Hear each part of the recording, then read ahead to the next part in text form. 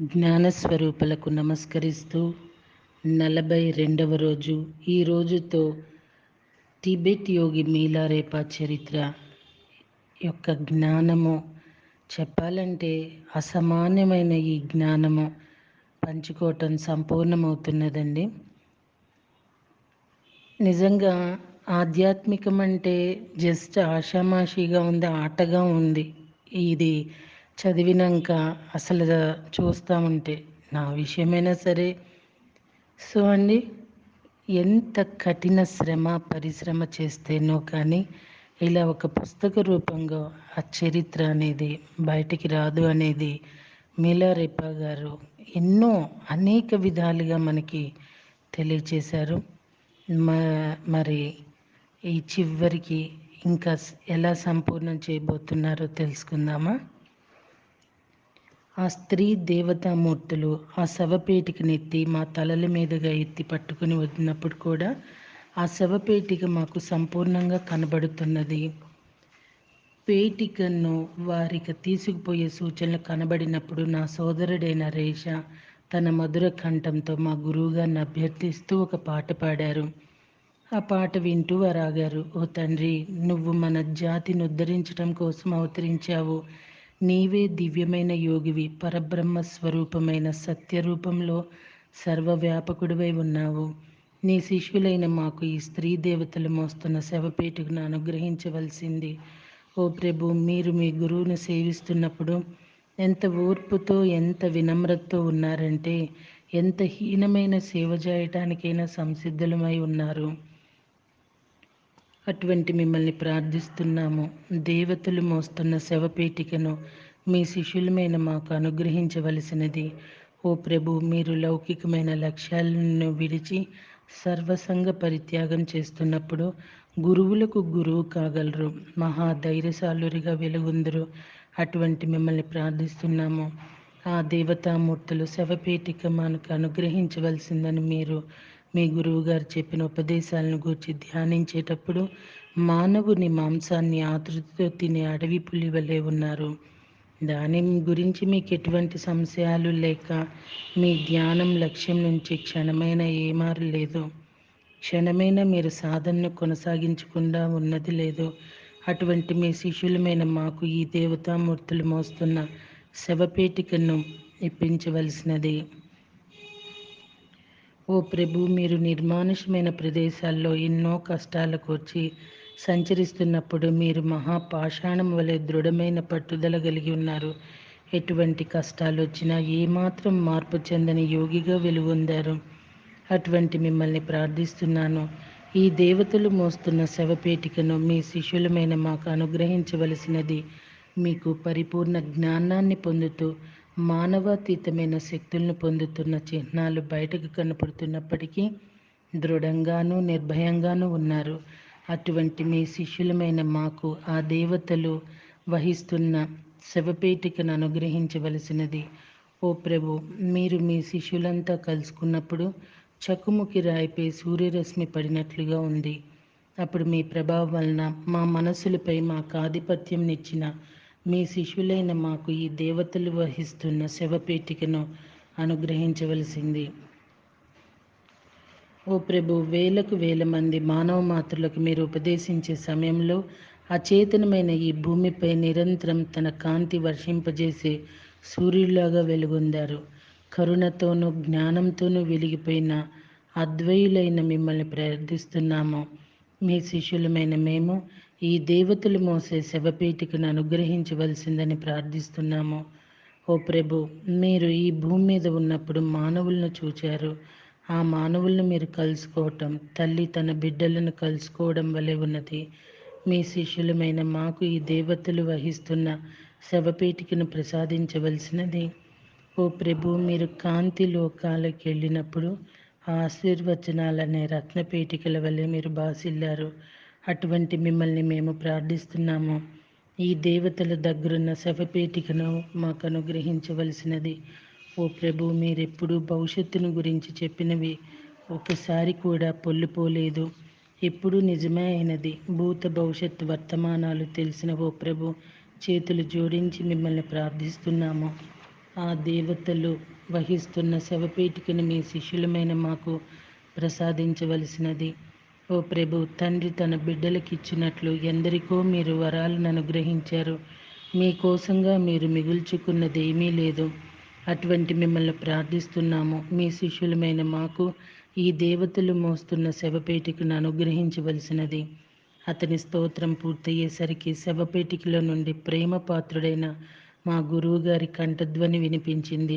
చివరిసారిగా ఆయన మాకిలా బోధించారు: నాయందు పరిపూర్ణ విశ్వాసంతో భవిష్యత్తులో ఎంతో ఉన్నత స్థాయిని పొందే చిహ్నాలు కలిగి ఉన్న మీరు ఇలా ప్రార్థిస్తున్నందుకు మరలా సత్యాన్ని బోధిస్తున్నాను. నూలుగుడ్డలు ధరించిన ఓ శిష్యులారా వినండి.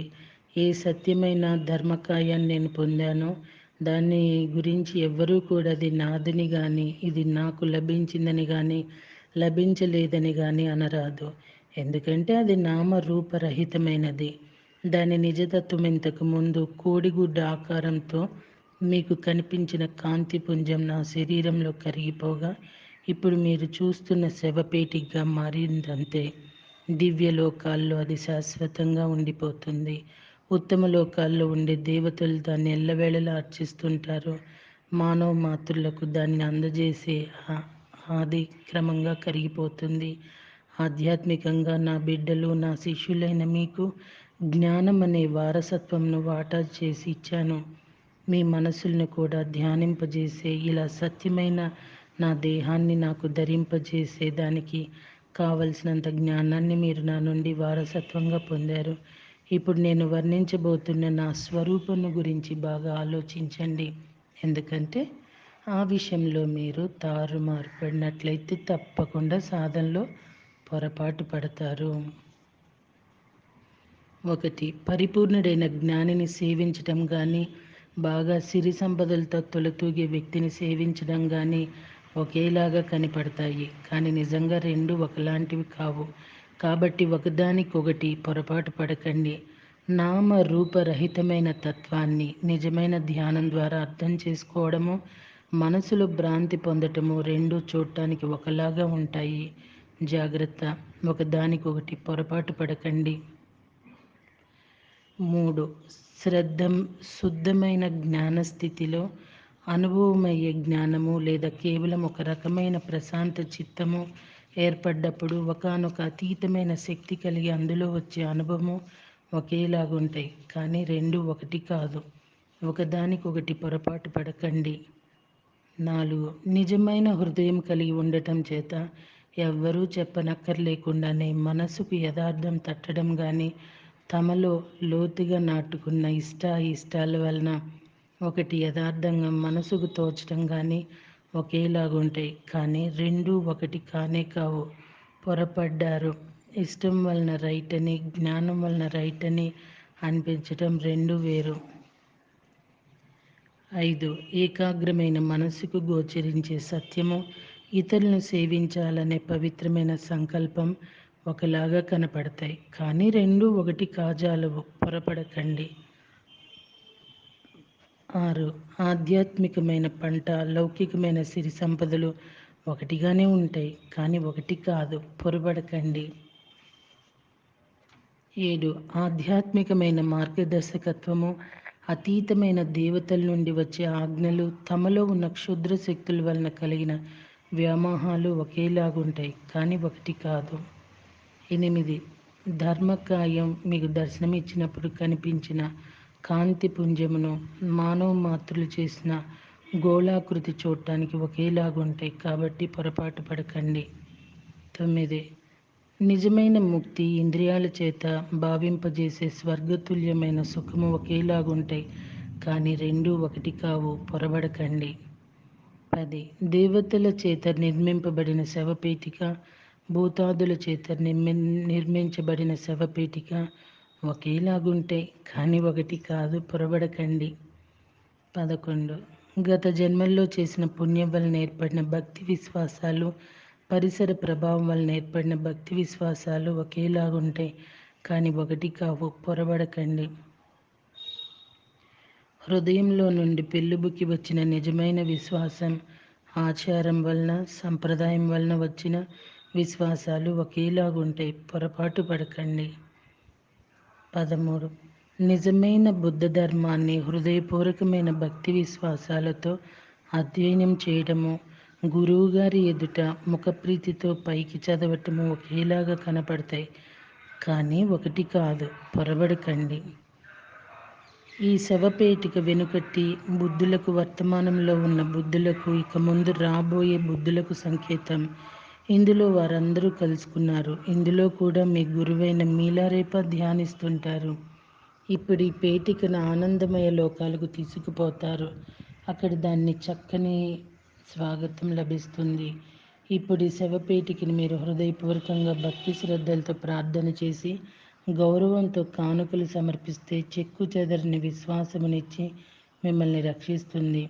మీకు వ్యక్తిగతమైన వివేకం లభించాలనే ఈ శవపేటిక కింద శిరస్సు వంచి నమస్కరించండి అన్నారు.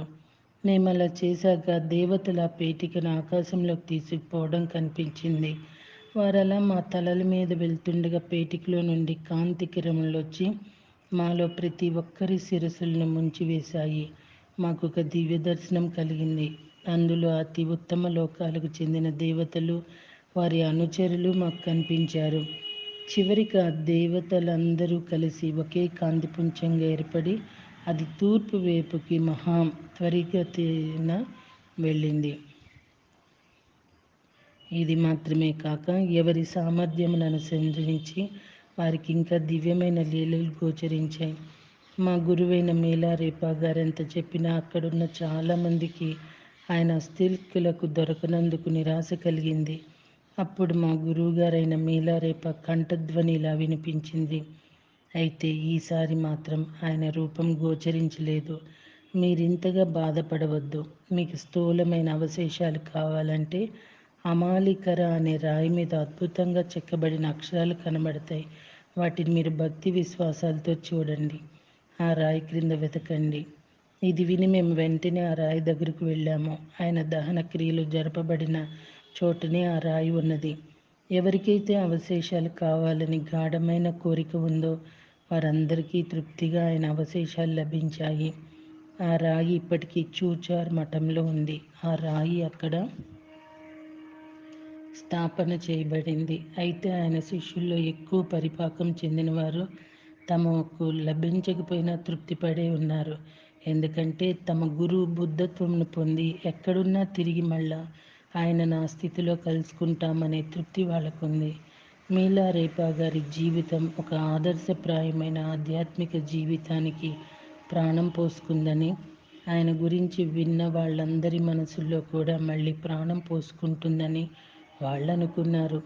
అంతేకాక గురువు గారి దగ్గర తాము తీసుకున్న ఉపదేశపు దీక్షలన్నీ ప్రతి ఒక్క సాధకుడికి ఉపయోగపడటమే కాక దాని వలన సర్వ మానవాళికి సహాయపడటానికి ఉపయోగపడతాయని వారు అనుకున్నారు.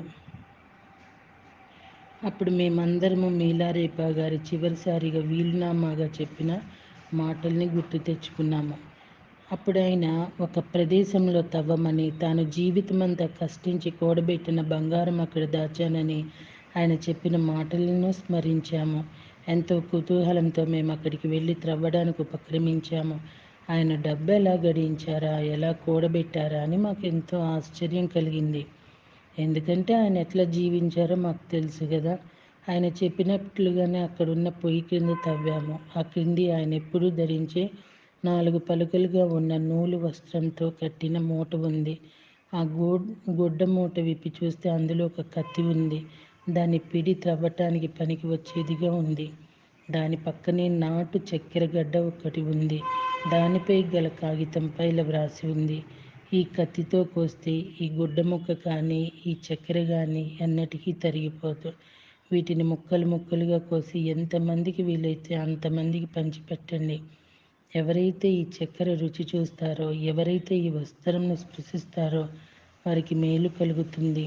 ఈ వస్త్రం మీలారేపా గారిది. ఆ చక్కెర గడ్డ ఆయన ఆహారం. ఆయన ఆత్మతత్వంలో ఏకాంతం చెందినప్పుడు భుజించిన ఆహారం ఇది. కనుక ఆ వస్తువులని బుద్ధులందరి ఆశీస్సులు ఉన్నాయి. మీలారేపా గారి నామం వింటూ ఎవరైతే ఆయనను భక్తి విశ్వాసాలతో కొలుస్తారో వారికి మేలు చేకూరుతుంది. ఎవరైతే ఆయన బంగారం దాచిపెట్టారని పొరబడ్డారో వాళ్ళందరూ ఆ మాటలను ఉపసంహరించుకుందురుగాక. ఎంత తినినా తరగంది ఆత్మలబ్ధి. ఈ చివరి వాక్యాలు దుఃఖంలో కూడా మాకు వినోదం కలిగించాయి. దాని క్రిందనే చిన్న పద్యం కూడా ఉంది. అందులో సమాధి స్థితిలో ఉన్నవారు ధరించిన గుడ్డ ఆహారం యొక్క అర్థమే ఎటువంటిదో పూర్తిగా వివరించి ఉంది. ఎవరైతే అనంతమైన తత్వంను అనుభవపూర్వకంగా తెలుసుకున్నారో వారికి జగత్తే బంగారం అని గుర్తుపెట్టుకో. అటువంటి బంగారం లభించిన వారికి మానవులందరిచే గౌరవించబడే బంగారంతో ఏం పని? ఓ బిడ్డలారా, నేను ఆచరించినట్లు మీరు ఆచరించండి అని వ్రాసి ముగించబడి ఉంది. మేము ఆ గుడ్డను చక్కెరను యథేచ్ఛగా పంచిపెట్టాము.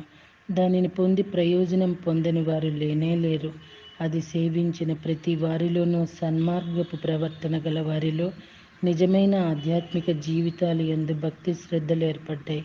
జబ్బులు గల వారికి జబ్బులు నయమయ్యాయి. తర్వాత ప్రతి సంవత్సరం ఆయన పుణ్యతిథి నాడు ఆకాశం నుండి చిత్ర విచిత్రమైన పువ్వులు మోకాళ్ళెత్తున పడి మళ్ళీ చూస్తుండగానే గాలిలో కలిసిపోయేవి. ఆకాశంలో ఇంద్రధనుస్సులు ఏర్పడాయి. ఆ వేడుకలు పూర్తయ్యే వెళ్ళిపోయేవి. ఆ వేడుకలు జరుగుతున్నంతసేపు దివ్యమైన సంగీతం వినిపిస్తుండేది. ఇప్పుడు నేను ముగిస్తున్న జీవిత గాథ ఎంత నిజమో సాక్ష్యం ఇవ్వడానికి వారి శిష్యులంతా ఇంకా జీవించే ఉన్నారు. వారిలో చాలామంది అసలైన పరమ రహస్యమును తెలుసుకుని బుద్ధత్వాన్ని పొందారు. నిజమైన ముక్తి మార్గంలో హృదయపూర్వకంగా ప్రవేశించిన వారు ఎందరో ఉన్నారు. వారి ఆదర్శములను వారి ఉపదేశమును అనుసరించి నిజమైన ఆధ్యాత్మిక పదంలో ప్రవేశించిన వారు చాలామంది ఉన్నారు. ఈ గ్రంథం చదివిన వారికి తర్వాత కాలం గడిచాక మీలారేపా గారి శిష్యులు ఏమైనారో తెలుసుకోవాలనే ఆరాటం ఉండవచ్చు. స్త్రీలు కానీ పురుషులు కానీ వారి అంత్యదశలోనూ వారి అంత్యక్రియల్లోనూ వేడుకల్లోనూ పాల్గొన్న ఎక్కువ మంది ఏకాంత జీవితంలో ప్రవేశించి ధ్యానానికి అంకితమైనారు. మీలారేపా గారు తన వారసత్వంగా వింపోచే అనే శిష్యుడికి ఇవ్వవలసిందిగా చెప్పిన వస్తువులను తీసుకొని ఆయన ఉండే ప్రదేశానికి నేను బయలుదేరాను. ఆయనను కలుసుకుని గురువుగారి శిరోధారాన్ని చేతికర్రను అందజేశాను. అప్పుడు అతనికి గురువుగారి అంత్యక్రియలను గురించి చెప్పాను. అది వింటూనే ఆయన స్పృహ తప్పి పడిపోయారు. స్పృహ రావటంతో నిర్యాణం పొందిన గురువుగారిని స్తుతించాడు. వారు రాసిన మీలారేపా గారి చరిత్రలో వాటిని పొందుపరిచారు. తరువాత ఆయన నన్ను ఆహ్వానించినందువలన నేను ఆయనతో కొంతకాలం ఉండి ముఖతః పొందవలసిన కొన్ని ఉపదేశాలను ఆయనకు అందించాను. ఇక్కడి నుండి వెళ్ళి లోండోన్ అనే మఠంలో కొంతకాలం జీవించాను. నా జీవిత శేషమంతా ధ్యానంలో గడిపాను. బాగా పరిణతి చెందిన ఆయన శిష్యులు అందరిలాగా మామూలుగా నిర్యాణం పొందలేదు. వారు శరీరంతోనే ఉత్తమ లోకాలకు వెళ్ళిపోయారు. వారు వారి మొత్త కళేబరాన్ని విడిచిపెట్టలేదు. అటువంటి వారిలో ఈ చరిత్ర వ్రాసిన రేచుంగ్ కూడా ఉన్నారు. కొందరు శిష్యులు మాత్రం మామూలుగా చనిపోయారు. అంతకంటే తక్కువ పరిణితి చెందిన వారు పూజించుకోవటానికి అవకాశంగా తమ శరీరాన్ని వారిలా విడిచి పరమపదించారు. ఈ విధంగా మీలారేపా గారు ఎంతో కష్టపడి ఎన్నో బాధలు కోర్చి ఎంతో ఆత్మనిగ్రహంతో సాధించిన ఆధ్యాత్మిక జ్ఞానం ప్రపంచమంతటా వ్యాపించింది. ఈ లోకంలోనూ దీనికి అతీతమైన లోకాల్లోనూ వ్యాపించింది. ఈ విధంగా మీలారేపా గారి చరిత్ర పూర్తయినది. ఎవరైతే సర్వజీవరాశి శ్రేయస్సు కోసం జీవించారో, మరణించారో, చివరికి బుద్ధత్వం చెందారో అటువంటి మీలారేపా గారి దివ్య చరిత్ర ఈ విధంగా ముగిసింది. Om Sri Sairam. Thank you masters. ఈ పుస్తకాన్ని మనకి అందించిన ప్రతి ఒక్కరికి మనం సదా ధన్యవాదాలు చెప్పుకుంటున్నాము. మన పుస్తకపు ఆడియోస్ ప్రతి దానిని గూగుల్ డ్రైవ్ చేస్తూ ప్రపంచ దేశాలకు అందేలా సేవ చేస్తున్న నందకిషోర్ గారి సోదరులకి సదా ధన్యవాదాలు చెప్పుకుంటున్నాను. సో మళ్ళీ మరొక అద్భుతమైన 102వ పుస్తకంతో కలుద్దామా? Thank you.